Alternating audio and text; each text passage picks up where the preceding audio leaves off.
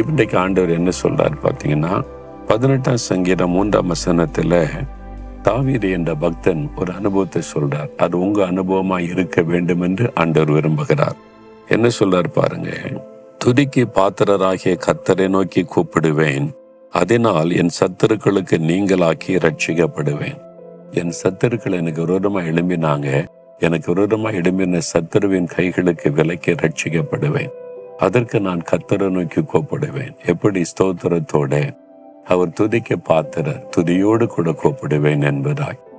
இந்த சங்கீதத்தினுடைய முகவரையில நீங்கள் பார்க்கும் பொழுது சத்துருக்கள், தாவீதுக்கு விரோதமாய் எழும்பின சத்துருக்கள் சவுலின் கைக்கும் நீங்களாக்கி தேவன் அவரை பாதுகாத்த போது இந்த சங்கீதத்தை அவர் பாடினார்.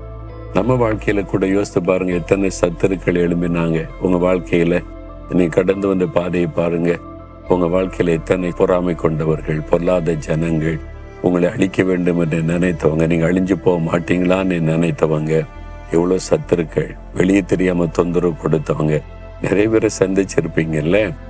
ஆனா ஆண்டவர் உங்களை பாதுகாத்து நடத்தி இருக்கிறார். அதற்காக நன்றியோடு ஆண்டவரை துதிக்கணும். அதை மாத்த நீங்க துதித்து துதித்து ஆண்டவரை ஸ்தோத்திரிக்க என்ன நடக்கும்?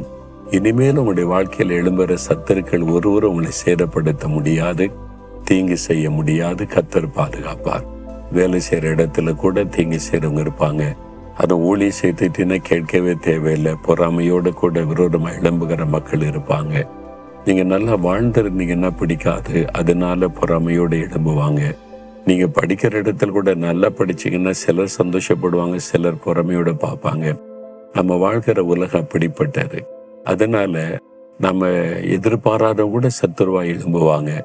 நமக்கு அவங்களுக்கு சம்பந்தமே இருக்காது, நம்மளை சத்துருவாக நினைச்சு செயல்படுவாங்க. இந்த மாதிரி கண்ணுக்கு தெரியாத சத்துருக்கள் எந்த கிரியைகளும் உங்களை சேதப்படுத்தாதபடி இம்மட்டும் காத்ததற்காக ஸ்தோத்திரம் பண்ணுங்க. இனிமேலும் காத்து நடத்துவார். எல்லாத்தையும் கர்த்தருக்கு தெரியப்படுத்துங்க. யாராவது விரோதமா பேசுறாங்க செய்யறாங்கன்னா உட்காந்து மூலையில உட்காந்து அழுதுகிட்டு இருக்காருங்க. எனக்கு அப்படி பண்ணும், அவங்களுக்கு நான் என்ன பண்ணேன், இப்படிலாம் நியாயம் பேசாதங்க.